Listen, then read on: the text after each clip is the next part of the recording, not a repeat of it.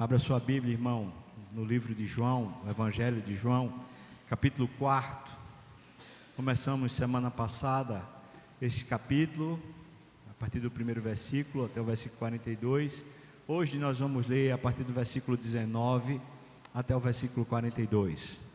Semana passada a gente começou falando sobre esse encontro de Jesus com a mulher samaritana. Antes da gente ler do versículo 19 em diante, eu vou só lembrar rapidamente aquilo que a gente fez na semana passada. O Senhor Jesus, diz o texto, precisava passar por Samaria para chegar a Galileia. E não era por uma questão geográfica, senão pela vontade de Deus. Deus tinha vontade de encontrar uma mulher pecadora pelo meio do caminho. Então ele vai até uma cidade chamada Sicar e fica ali por volta de meio-dia. Enquanto seus discípulos vão à cidade comprar mantimento, ele fica na beira de um poço, quando uma mulher vem tirar água. Uma mulher de fama duvidosa, de reputação horrível. A mulher chega ali e Jesus pede a ela que tire água para ele beber.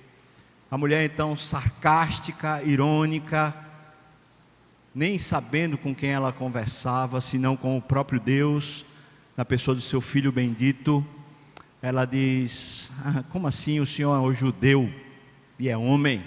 Vem pedir a mim que sou mulher e samaritana. Porque os samaritanos e os judeus não se davam bem, havia uma mágoa histórica gigante. E o que acontece? Jesus diz: se você soubesse quem é que está lhe pedindo, você receberia de mim água viva. Ele se referia ao fluxo de água, a expressão usada, um fluxo de água subterrâneo que abastecia aquele poço. E ela então diz: você é porventura maior do que o nosso pai Jacó? Lá no passado ele cavou o poço, mais de 1000 anos atrás, e esse poço ainda subsiste até hoje. Então Jesus entra no coração daquela mulher. Jesus fala com ela sobre quem ela é. Jesus dispensa as ironias dela. Dispensa aquela camada protetora, aquela capa protetora que ela usava para viver, e fala com ela a respeito de quem ela é. Ele diz: vai até a tua cidade, chama lá o teu marido para a gente poder conversar. E ela fala: eu não tenho marido. E ele diz: bem que você disse, você já teve vários maridos, e agora quem você tem é ajuntada, você não tem marido de verdade.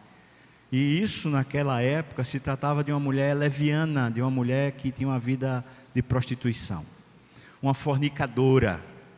E certamente, tanto para os judeus como também para os samaritanos, mesmo com toda a teologia duvidosa que eles tinham, aquela mulher fazia parte de uma margem da sociedade, era marginalizada pela sua própria vida imoral. E por isso ela pegava água ao meio-dia, sendo a hora mais imprópria para se pegar água naqueles dias. Quando Jesus fala isso para aquela mulher, ela é tocada. Ela percebe que ela não está diante apenas de um judeu, mas ela está diante de alguém que conhece profundamente a existência dela. E ela diz: eu vejo que o Senhor é profeta. Ela começa a ter uma luz a respeito de quem é Jesus. Ela já está distinguindo ele dos demais judeus. Está falando: você fala da parte de Deus, você tem alguma coisa com Deus diferente. E nesse ponto que a gente vai começar a ler, é justamente quando eles estão nessa conversa, agora uma conversa do coração, depois que Jesus tirou aquela capa de defesa, aquela capa de proteção que a mulher usava, porque na verdade ela vivia uma vida contra a sua própria consciência. Ela sabia que fazia errado, ela sabia que vivia uma vida fora do padrão que ela mesma aceitava, mas ela vivia trazendo desculpas para si mesma, dizendo: mas todo mundo faz, ou talvez: mas a vida foi muito dura comigo, talvez o que os homens fizeram comigo não tem como eu explicar a dor que eu sinto na minha alma. Ou talvez ela tivesse muito ressentimento do seu próprio povo. O fato é que ela tinha justificativas para manter-se à margem da sociedade. Ela justificava talvez com a sua própria história. E Jesus então agora vai ao encontro desse coração. ela ainda não sabe com quem ela está falando.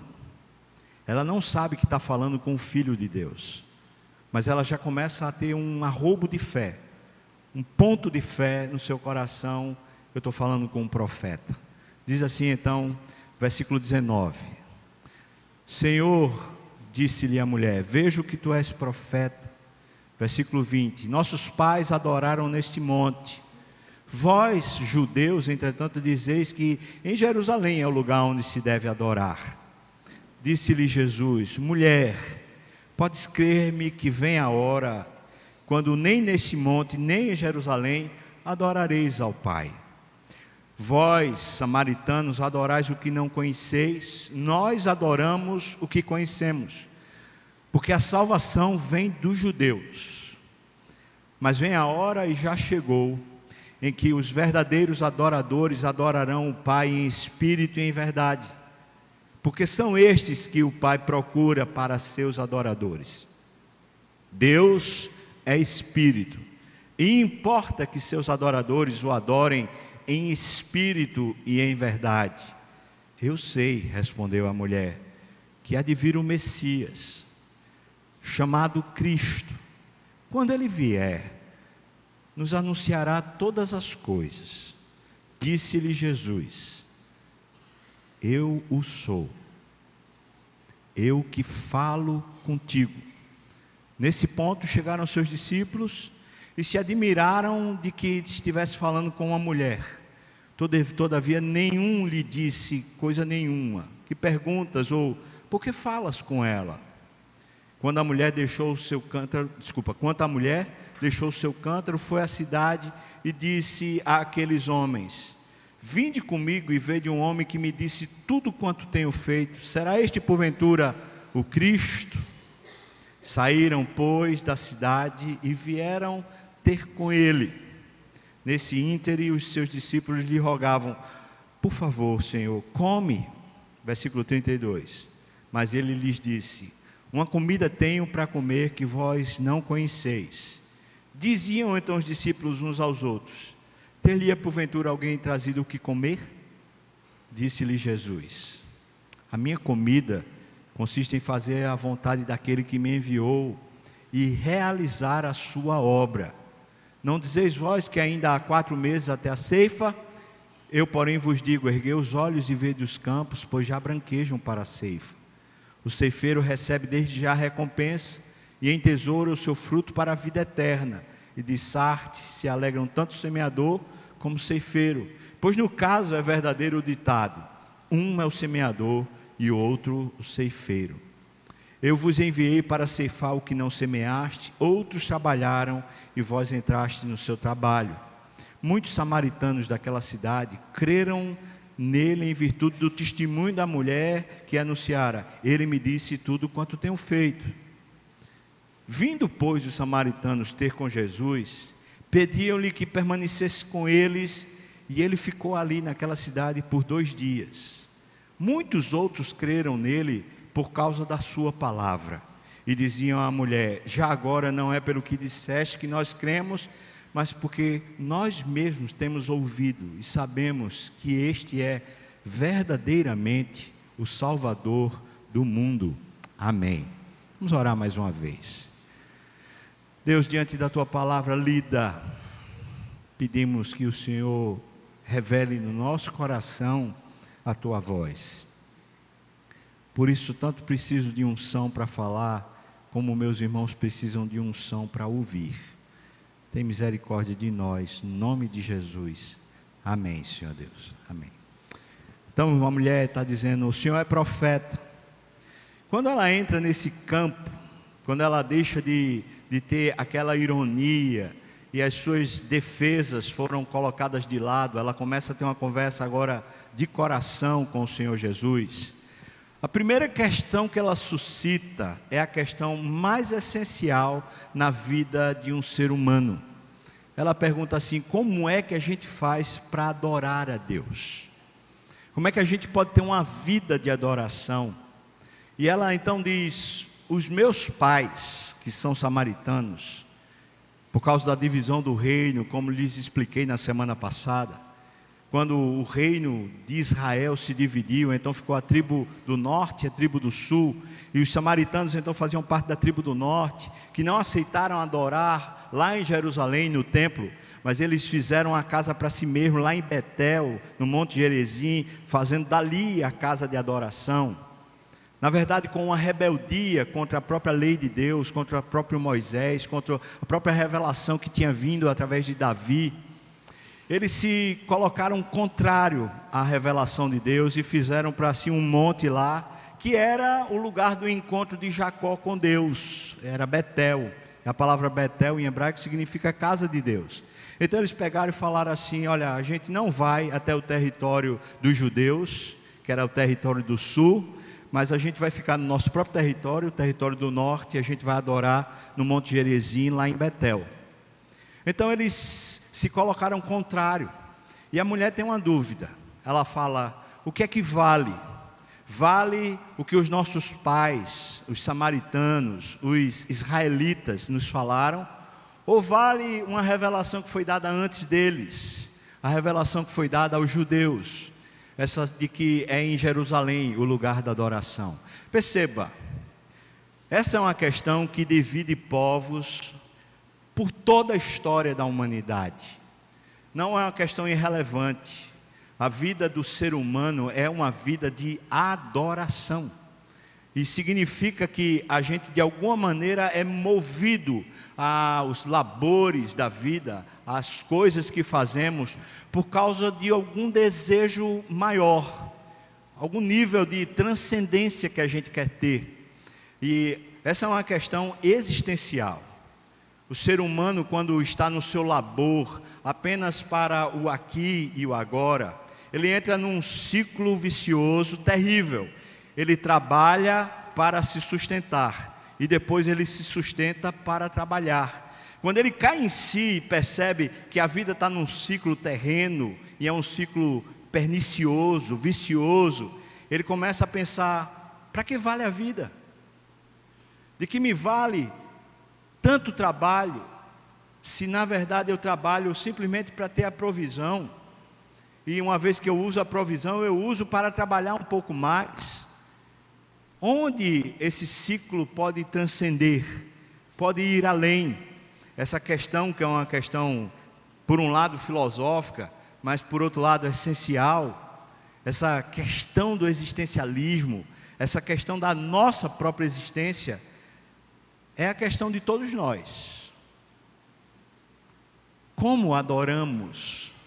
Como nós podemos pegar as coisas que fazemos no dia a dia e tornamos ela não apenas terrena, mas tornamos ela supra, para além da terra?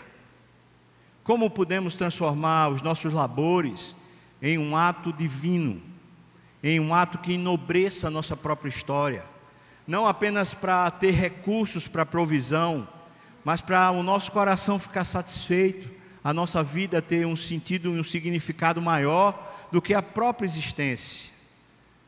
As pessoas correm atrás dessa relevância, desse poder de ter a sua vida, na sua vida, um significado maior. E é comum as pessoas, quando chegam aos 40, depois quando elas estão um pouco mais idosas, ali aos 60, depois um pouco mais, quando estão 70, 80, elas começaram a se questionar: está valendo a pena? Aos 40 a pessoa pensa: eu estou num ponto onde eu não tenho retorno, eu já estou começando a fazer a curva para a idade mais avançada, as decisões que eu tomo agora, elas são por demais importantes. A pessoa avalia então, até os 30, o que é que eu fiz da minha vida? Está valendo a pena? Será que agora não é um ponto onde eu preciso fazer uma inflexão, preciso fazer uma guinada na minha vida? Aos 60, a pessoa então está pensando assim: meu Deus, já está acabando, minha força, meu vigor está começando a se esvair. Será que tem mais alguma coisa que eu preciso fazer? Aos 70, aos 80, como diz a palavra de Deus, aos 70 anos o vigor já se tornou em sequidão de estio, ou seja, já não tenho mais a mesma força o mesmo poder que tinha antes. O que é que eu fiz da minha vida? Que legado eu deixo para os meus filhos, para os meus netos? Que legado eu deixo na minha história? Será que eu escrevi algum livro? Será que eu plantei uma árvore para ser só, de alguma maneira, bucólico, né? Ou seja, essas coisas vão permanecer para além de mim? A minha vida terá algum significado depois que eu morrer? Ou será que simplesmente acaba com a minha morte? Essas não são as questões simples. Conquanto elas não sejam simples, elas são as primárias. Elas são as essenciais. E nós precisamos responder. A pergunta que essa mulher está falando para Jesus é uma pergunta que poderia ser feita da seguinte forma hoje: para que eu trabalho? Para que eu trabalho? Para que eu constituo família? Para que eu tenho esposa, eu tenho marido? Para que eu tenho filhos? Para que eu tenho uma carreira profissional? Para quê? Está valendo a pena? Ela está perguntando para Jesus: onde é o lugar onde a gente vai adorar? Qual é a referência que eu posso ter, que seja uma referência boa, para eu viver uma vida de adoração, uma vida que a minha história ganhe um significado para a eternidade, não apenas o significado para esse ciclo vicioso. Aí Jesus diz: você pode crer, você pode ter certeza que vem a hora, e na verdade já chegou, que você não vai precisar de um lugar para adorar a Deus. Você não vai precisar de estruturas físicas para adorar a Deus. Você não vai precisar ir para Jerusalém, nem muito menos para o Monte Gerizim. Pode crer, mulher, que desde sempre a única coisa que Deus procurou foi um coração que de fato quisesse Ele mais do que a sua própria história, que quisesse Deus mais do que significância pessoal, mais do que relevância pessoal, quisesse Deus. Ele fala: o Pai procura adoradores. Se Deus procura adoradores, é porque de fato isso é escasso na terra. E essa palavra de Jesus depõe contra a mulher, dizendo: você é uma idólatra, porque você não é uma adoradora. Conquanto você tenha na sua mente duas referências, que você poderia tomar uma delas e seguir adiante, você nunca pegou de fato uma dessas e disse: é a minha referência, eu vou adorar a Deus. Você conhece teorias sobre como servir a Deus, mas você nunca as pôs em prática. Então você é uma idólatra, porque você não vive uma vida de adoração. Mas ao dizer isso àquela mulher, que o Pai procura adoradores, Jesus depõe contra toda a humanidade, não apenas contra a mulher. Isso quer dizer que naquela época, o povo da aliança, o povo judeu, também estava escasseado da adoração, ou de uma vida que tenha significado para Deus. Deus estava procurando: tem alguém que viva para mim? Tem alguém que tenha como maior tesouro a mim? Tem alguém cujo destino, cujo desejo seja eu? O Pai está procurando, irmãos. Deus está procurando nesse templo hoje pessoas que de fato adorem a Deus. Essa palavra adorar é uma palavra muito forte. Ela é mais forte do que amar. Ela engloba o amor, mas ela traspassa, ela vai para além do amor. Adorar. Você adora a Deus?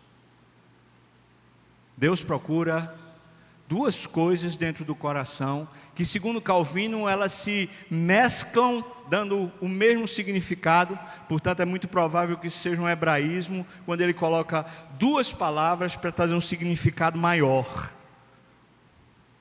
Ele diz: alguém que o adore em espírito, porque Deus é espírito, e portanto alguém que o adore em verdade.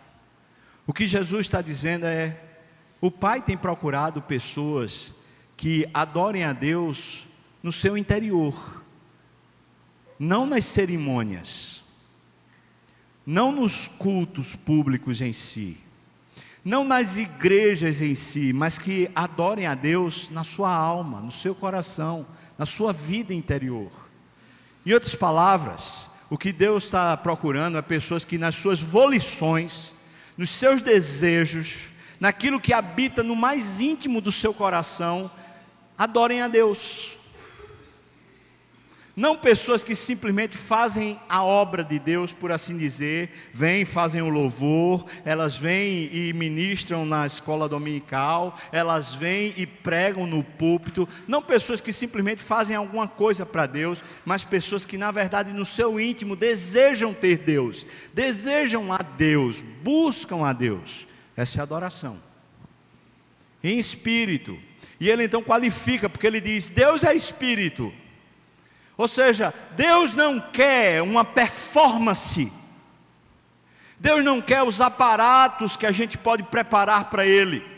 Conquanto um louvor feito de hoje, o louvor feito domingo passado, tão bem preparado, com instrumentos belos, com uma coisa que eleva a nossa alma, se não houver coração da parte de quem faz, assim como a pregação pode ser muito bem estudada, muito bem preparada, e um discurso ficar pronto até para comover e levar as lágrimas, conquanto tudo isso possa ser feito com maestria, pela competência humana, o que Deus procura não são os nossos dotes, não são as nossas qualificações, não é a nossa competência, nem o aparato que conseguimos fazer. Deus não está procurando eventos para ser adorado, Deus está procurando corações que o amem e o coloquem acima de tudo na sua própria vida,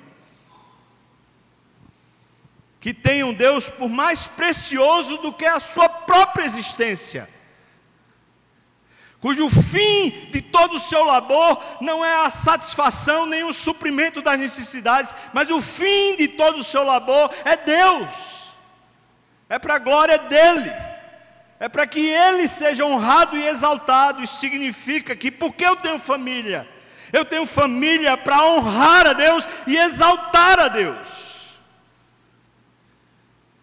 Para que eu tenha um emprego, para que eu estudo para passar num concurso, para que eu estudo para passar num vestibular, para que eu estudo numa universidade, para que eu estudo e me qualifico no desempenho de uma função humana, é para a glória de Deus.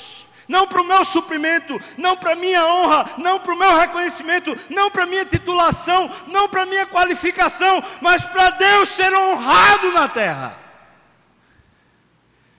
E Deus não é honrado com minha nota alta, Deus não é honrado com meus títulos, Deus não é honrado quando as pessoas me aplaudem, Deus é honrado quando o meu coração o adora.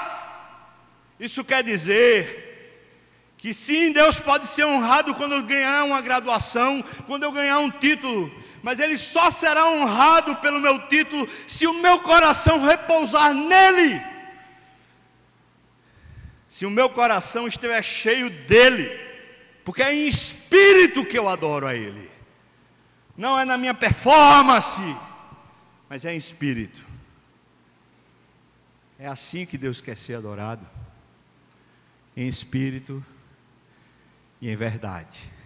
Quando Jesus acrescenta a ideia de verdade, certamente Ele está citando uma série de textos dos profetas do Velho Testamento, quando aqueles profetas se levantaram em Israel e em Judá, no reino do norte e no reino do sul, para dizerem para aquele povo: vocês abandonaram ao Senhor, vocês oferecem sacrifícios, vocês fazem as festas religiosas, vocês fazem todos os preparativos, vocês cumprem todos os mandamentos, vocês fazem todas as coisas que são exteriores, mas o coração de vocês é mentiroso, porque não habita desejo, Isaías capítulo 1, Deus fala com toda a força. Ele diz: olha, quando vocês fazem as adorações de vocês fazem os cultos, vocês fazem os festejos, vocês obedecem o calendário, vocês fazem tudo o que está prescrito na lei, eu tenho nojo e ânsia de vômito. Eu queria que vocês parassem de fazer esse tipo de ajuntamento, porque eu não gosto de ver vocês fazendo tudo o que prescreve a lei, mas o coração de vocês está longe de mim.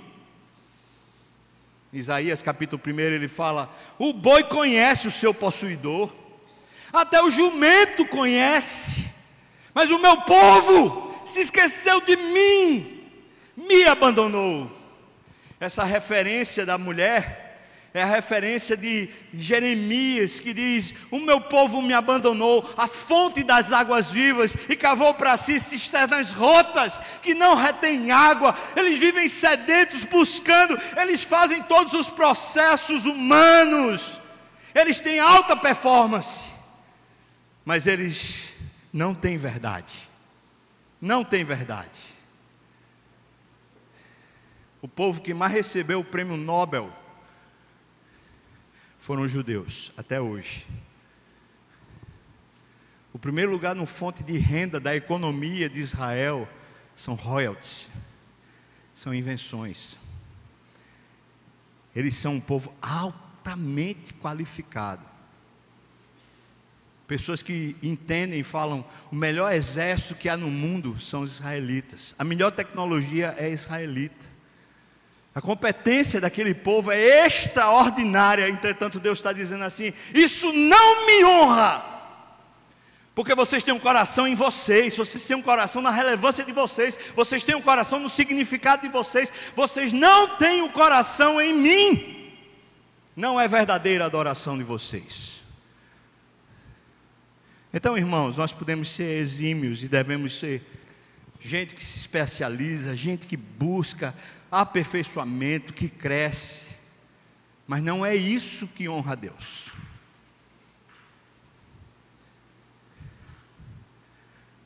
Eu tenho, vez por outra, tido encontros com pastores.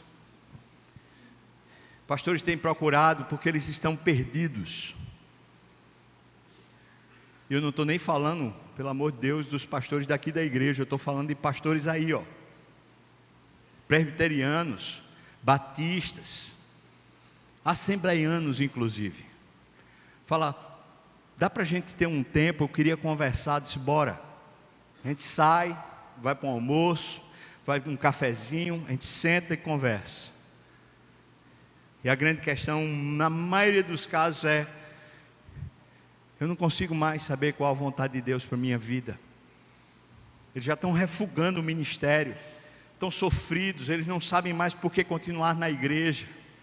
Falta-lhes relevância, a igreja não os honra. O povo com quem eles trabalham parece que não dá a dignidade que eles, entre aspas, acham merecer. Então eles perguntam: qual é a vontade de Deus para a minha vida? Eu estou cansado, eu já não consigo mais, eu estou sem coração para aquilo. É porque o coração estava no ministério, o coração estava no emprego, o coração estava no serviço, mas não estava em Deus mais. É interessante, porque anos atrás, quando eu vivia lá no edifício Surubim, eu chegava de madrugada, às vezes, de noite ali, altas horas da noite, na hora que eu estacionava o carro, eu encontrava o vigia noturno, debaixo de uma luz, lendo a Bíblia. E quando eu passava, ele falava assim: ô pastor, o senhor pode vir aqui? Eu: pois não. Ele falava: eu queria tirar uma dúvida. Aí eu falava assim, a gente conversava, muitas vezes eu chorava, porque ele estava vendo, ouvindo Deus nas palavras da Bíblia. Um homem ignorante, mal sabia ler, mas ele estava cheio. Mas cheio de quê? Ele estava cheio da verdade. Ele desejava Deus. Ele pregava aos domingos na igreja, ele era um obreiro da Assembleia de Deus, mas a alma dele estava cheia de Deus, enquanto ele estava na vigilância do prédio. Na verdade, ele estava buscando a Deus. A vida dele tinha um significado maior do que ele mesmo. O Pai não está procurando a sua excelência humana. O Pai está procurando a verdade do seu coração. O que é que você quer, irmão? Eu digo para você, ainda digo para você, está faltando gente no louvor da igreja. Tanta gente com tantos recursos. Nesse auditório hoje pela manhã, a quantidade de pessoas que sabem tocar, que cantam muito melhor do que eu e muito melhor do que outros que estão aqui. Tem voz, tem talento, tem dom. Mas simplesmente não estão dando nada a Deus, porque estão vivendo apenas para si mesmo. É porque é meu tempo, é porque é minha hora, é porque é minha família, é porque... Então eu lhe pergunto uma coisa, irmão, irmã, deixe-me lhe perguntar com muita ousadia e intrepidez: você realmente acha que as suas coisas são mais importantes do que a esposa de Jesus, a igreja do Senhor Jesus? Você acha? Você acha que as suas coisas pessoais são mais importantes do que aquilo que Deus pagou um preço com o seu próprio Filho para salvar? Deus não está precisando dos nossos ensaios. Deus não está precisando das nossas reuniões. Deus está buscando gente que tem um coração cheio dEle, desejoso por Ele. Em verdade. O íntimo quer. Não é uma coisa só de fazer, é uma coisa no coração. É isso que o Pai procura. Deixe-me perguntar a você, crente de muito tempo aí, de longas jornadas, gente que está há muito tempo nessa caminhada evangélica. Na nossa igreja a gente tem recebido muita gente ferida de várias igrejas, muitas. E também a gente tem visto muitas pessoas saindo dessa igreja e indo para outras igrejas. Até tem um livro, o título do livro é Mochileiros da Fé, que fala sobre esse fluxo e refluxo de igrejas, de pessoas que vão para um lado e para o outro. A minha pergunta é: por que você está inativo? O ministério é o que para você, se não você entregar o seu coração para Deus? Por que você fica sentado? Por que você não serve? Porque para você é penoso você ter uma responsabilidade uma vez por semana? Porque para você é tão penoso você ter que fazer uma coisa ou outra coisa que seja, entre aspas, para Deus? É porque talvez você esteja vivendo a vida apenas para você mesmo. E você está super ocupado com a sua manutenção, com o seu sustento, com aquilo que você quer ganhar, com aquilo que você quer aprovisionar. Talvez o seu estado seja pior do que o da mulher samaritana. E você se esconde em desculpas, você foge da mão de Deus, você foge de servir a Deus, você simplesmente vive a vida vazia, sem água que abastece a sua sede. Aí você diz: eu estou cansado, eu tenho muito labor, eu trabalho muito. É mentira! O seu cansaço não serve a Deus. Essas muitas obras que você faz não glorificam a Deus, porque o seu coração está seco de Deus. Desperta. Para de chorumelas. Para de ficar falando mentira. Está na hora de você dizer: Senhor, pode me usar, enche o meu coração de verdadeira adoração, de significado para a minha vida. É isso que o Pai está procurando. E talvez aqui na igreja Presbiteriana das Graças, Ele está procurando com binóculo, falando: cadê, onde é que está? Agora eu preciso falar com você sobre a sua vida no sentido mais amplo. Do mesmo jeito que para a samaritana era no sentido mais amplo. Por que você não faz do seu trabalho o lugar da sua adoração? Eu não estou falando de você no meio do expediente, enquanto você deveria estar cumprindo suas obrigações, você dizer: não, agora eu vou honrar a Deus. Aí vai para um lugar e fica lá orando, vai para um lugar e fica lendo a Bíblia, vai para um lugar e fica pregando. Vai cumprir suas obrigações em nome do Senhor.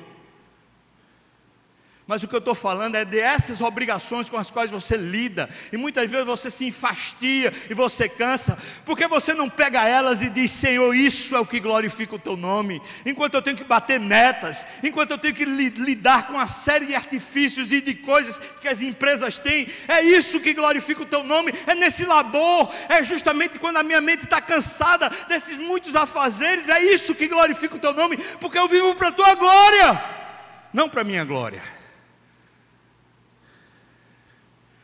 Sabe o que é o cansaço? Das duas, uma.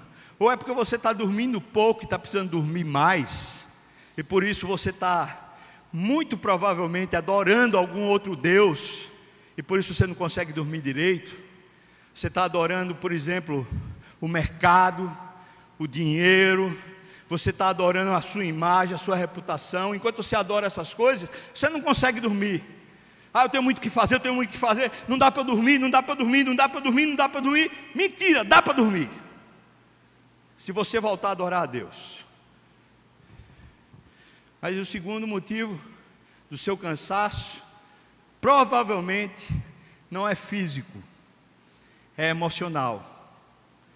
E o cansaço emocional, a Bíblia diz para nós, que ele tem uma receita para ser restaurado. Ele diz: espera no Senhor, confia nele. Os que esperam no Senhor renovam as suas forças, eles criam uma nova força interior, porque se o cansaço é emocional, ele é pior do que o cansaço físico de não dormir. O cansaço emocional é quando a gente está tentando controlar o imponderável, a ansiedade toma conta, as nossas lutas emocionais drenam as nossas forças e fazem com que a gente perca o vigor de tudo. O que significa que a gente tem outro Deus. O Deus que está dentro de nós não é o nosso Deus soberano, o Espírito Santo, a salvação de Cristo, mas é a gente que vai salvar a gente vai salvar a família da gente vai salvar o filho da gente vai salvar a esposa, a gente vai salvar o marido, a gente vai salvar o mundo, a gente vai salvar. Para com isso. Está na hora de deixar Deus de ser adorado e você parar de ser adorado por você mesmo. Está na hora de descansar, trabalhando. Enquanto descansa, carrega a pedra, né? Está na hora. A mulher diz, volta o texto, por favor, versículo 25.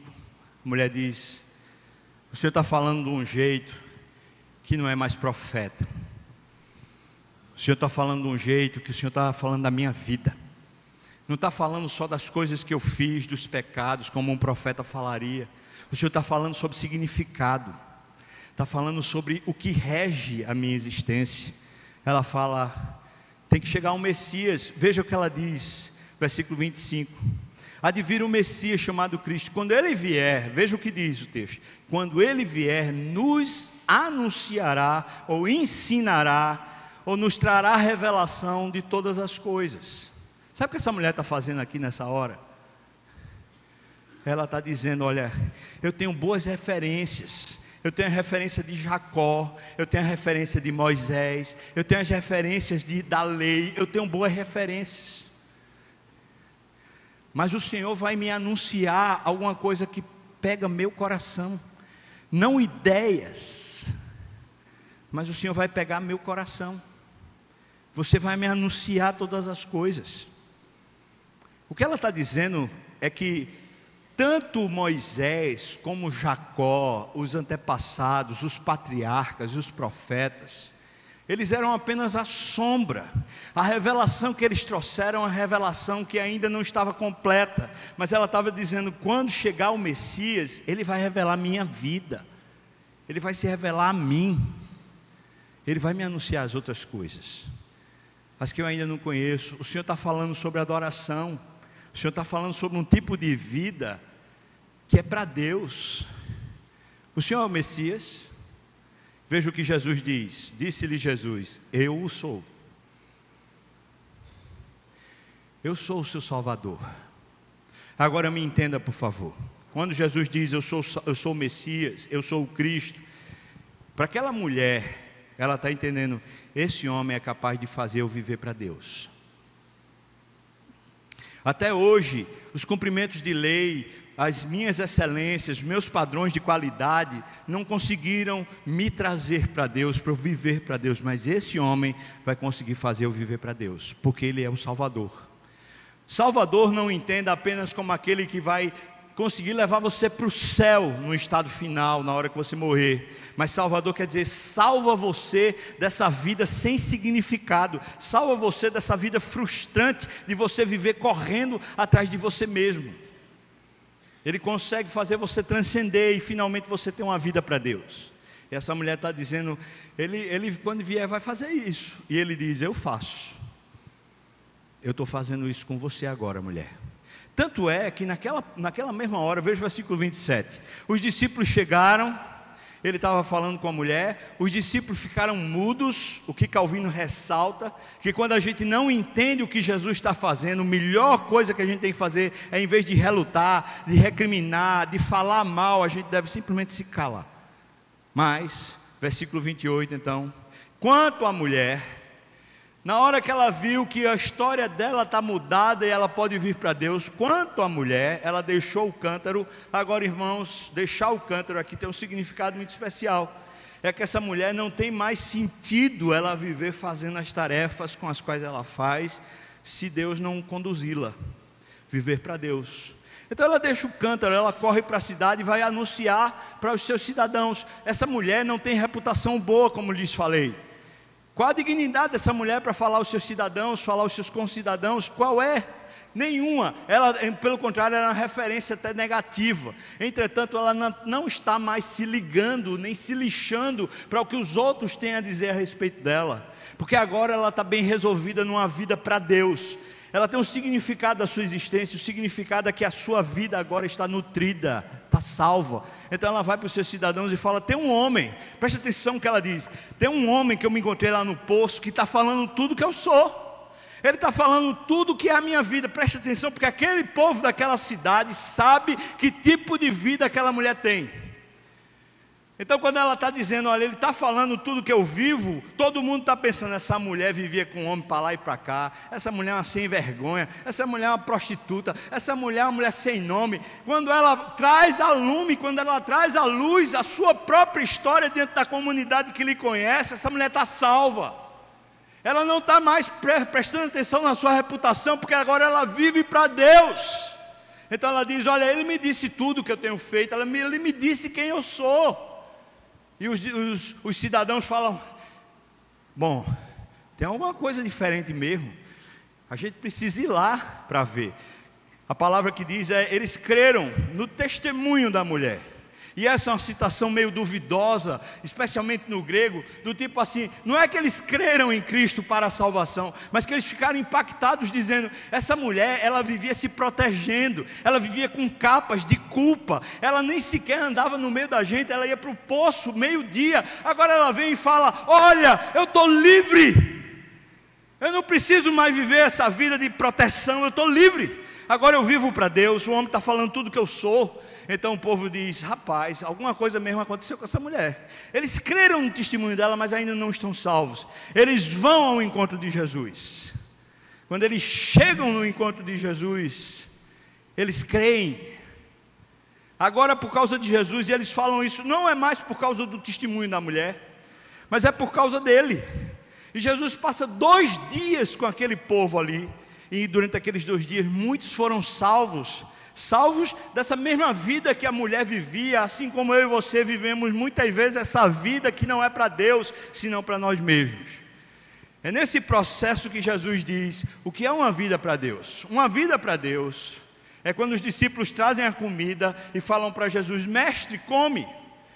Quero lhe lembrar que provavelmente de manhãzinha antes do sol nascer, Jesus saiu numa caminhada, e agora é meio-dia, talvez 1 hora, 2 horas da tarde, depois dessa conversa com a mulher, quando os discípulos estão chegando com comida. Jesus deveria humanamente estar com fome, e os discípulos estão abismados, falando, o que é que esse cara está conversando com essa mulher samaritana, mulher de reputação ruim? Não devia estar falando, mas eles estão calados. Então eles dão a comida para Jesus, a mulher foi embora para Sicar, para avisar os seus cidadãos, e então eles dizem, mestre, come. Porque Jesus não toca na comida. É nesse momento que Jesus diz: existe um tipo de vida que não é a vida pela comida, não é a vida pela provisão, não é uma vida para se abastecer, para se suprir. Existe um tipo de vida que é uma vida que é direcionada por Deus. Ele diz quais são as prioridades, Ele diz o que é que tem que vir a cada momento, a cada hora. Não são as minhas necessidades que ditam o meu fluxo de vida, não são as minhas carências que ditam o que eu devo fazer, mas existe um tipo de vida que está em Deus. E Jesus fala para os discípulos assim: a minha comida, aquilo que satisfaz o meu coração, aquilo que me enche de ímpeto, aquilo que me transborda, aquilo que faz eu viver para além de mim mesmo, é que eu vivo para fazer a vontade de Deus. Eu não tenho mais a minha própria vontade, eu vivo para fazer a vontade de Deus. E hoje a vontade de Deus é salvar essa mulher. E hoje a vontade de Deus é salvar aquele povo ali samaritano de Sicar. E isso me nutre, isso me dá força e vigor, isso me abastece de tal forma que eu sequer tenho fome. Agora, que aplicação tremenda, porque ele pega e fala: vocês se lembram que os profetas foram os semeadores, que semearam para vocês a palavra de Deus? Pois agora eu quero dizer, o campo está pronto. Essa mulher samaritana ouviu os profetas lá atrás, e aí está pronta para ser ceifada, ela está pronta para crer numa vida maior do que essa vida de existencialismo. Ela vai crer. A cidade está pronta, eles ouviram os profetas, está pronto para crer. Ele diz para os discípulos: vocês são os ceifeiros. Outros vieram para semear, mas vocês são os que ceifam. Vão lá e ceifem. E fala: os campos estão brancos. Qual era o campo que estava branco? Era Sicar, era o coração da mulher samaritana. Qual é o campo que está branco para você, irmão?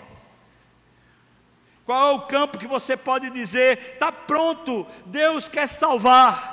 Perceba que a mulher começou relutante, botando capas, botando ironia, botando uma série de artifícios para impedir Jesus de chegar ao coração.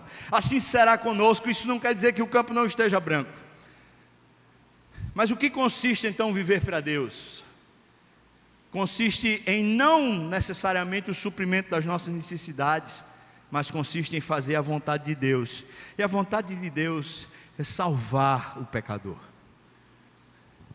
Por isso, deixe-me dizer, você pode ser um excelente profissional, você pode ter 20, 30 anos de cristão, se você não se importa mais em pregar o evangelho e anunciar salvação ao perdido, você não vive a vontade de Deus.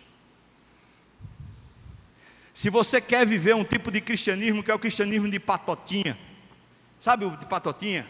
Aquele grupinho fechadinho que fica só com as mesmas conversas, fala mal de Deus e do mundo, fala mal de todo mundo, porque só a patotinha está certa, só aqueles amigozinhos estão certos. Você quer viver esse tipo de vida? Eu vou dizer para você: não honra a Deus, porque a vida de Deus é uma vida que desafia a gente constantemente a ver os perdidos e acrescentá-los ao nosso meio. Preste atenção que os discípulos estão com Jesus, se estranhando de Jesus, mas Jesus não se estranha deles. Jesus quer alcançar uma mulher perdida e trazê-la para ser discípula dele. Se eu e você vivemos um tipo de vida, irmãos, que a gente só quer viver na nossa panelinha, nos nossos conchavos e acordos, no nome de Jesus, acorda. Tem tantas pessoas precisando de Jesus aqui nesse templo hoje. Alguns dos crentes dessa igreja de anos e anos e anos que frequentam, não são capazes de dar um abraço no visitante, não são capazes de acolher pessoas que estão visitando a igreja, que estão ávidas por conhecer Jesus, estão ávidas por recebê-lo como Salvador.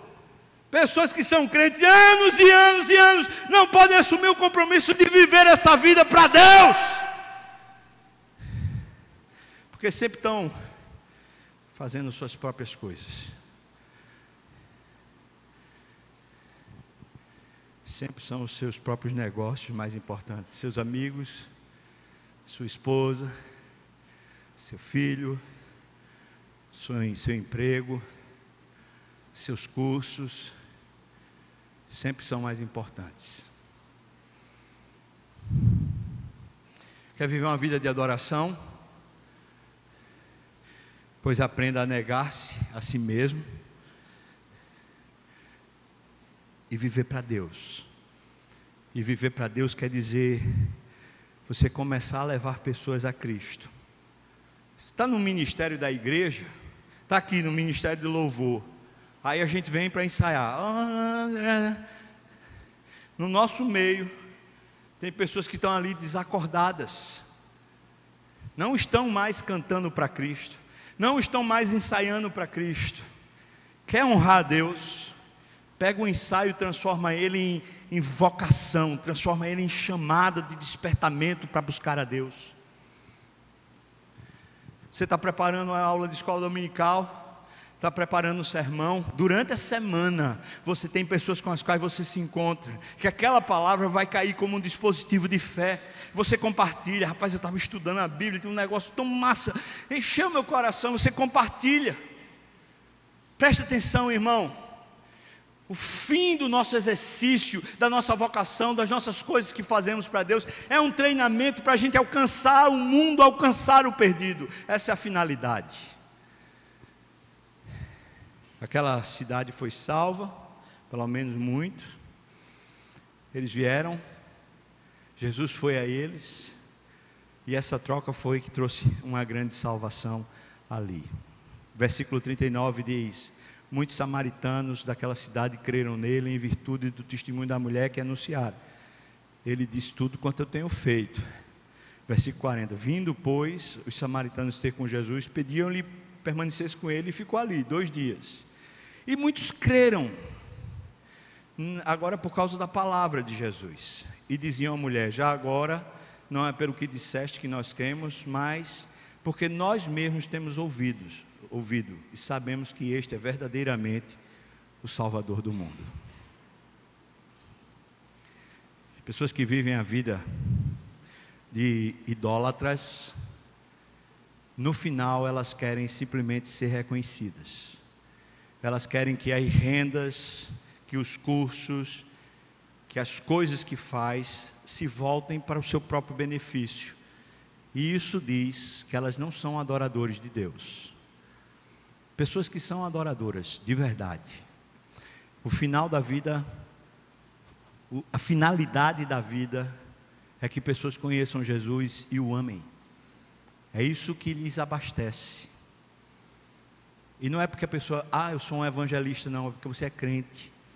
Você quer que o mundo conheça Jesus. Irmão, saia da sua inércia.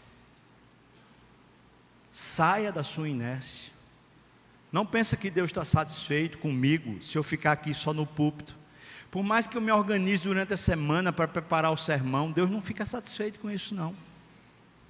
Se eu não tiver disponibilidade para ser usado por Ele tete a tete com pessoas, se eu não puder me dispor a trazer Cristo ao coração de pastores que estão se perdendo, a trazer Cristo ao coração de pessoas transeuntes, pessoas do prédio, pessoas de onde eu me encontrar a Jesus, para que vale, irmãos, eu preparar sermão, para trazer um alimento para um povo que talvez simplesmente já conheça aquela história, já conheça aquela mensagem? Não, Deus quer me usar, e vai muito além do púlpito. Deus quer me usar na vida toda, para tudo ser para a glória dEle, e não apenas uma coisa ou outra que eu faço para Deus. Queria chamar você para se despertar.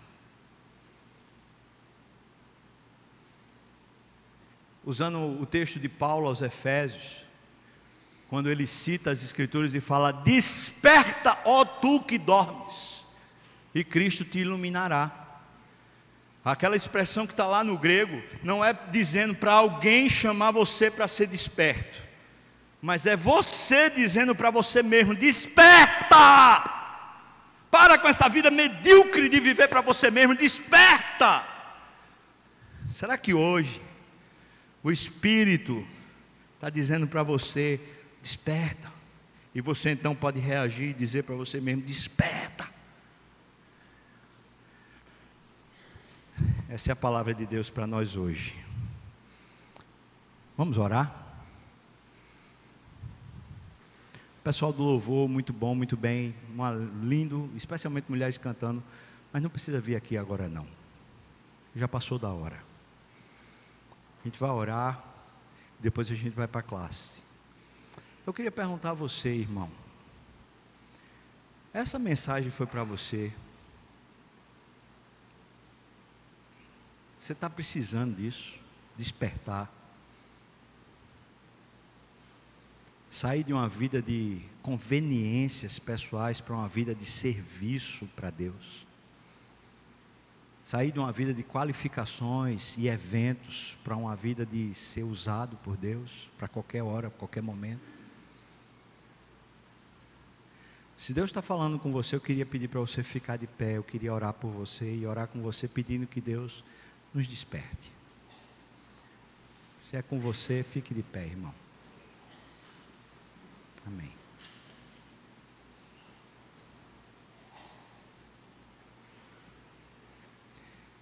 Se é com você,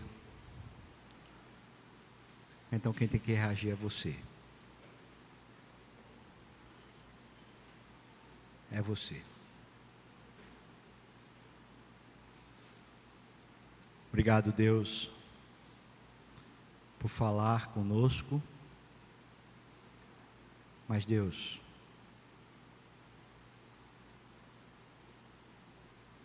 muita gente ficou de pé.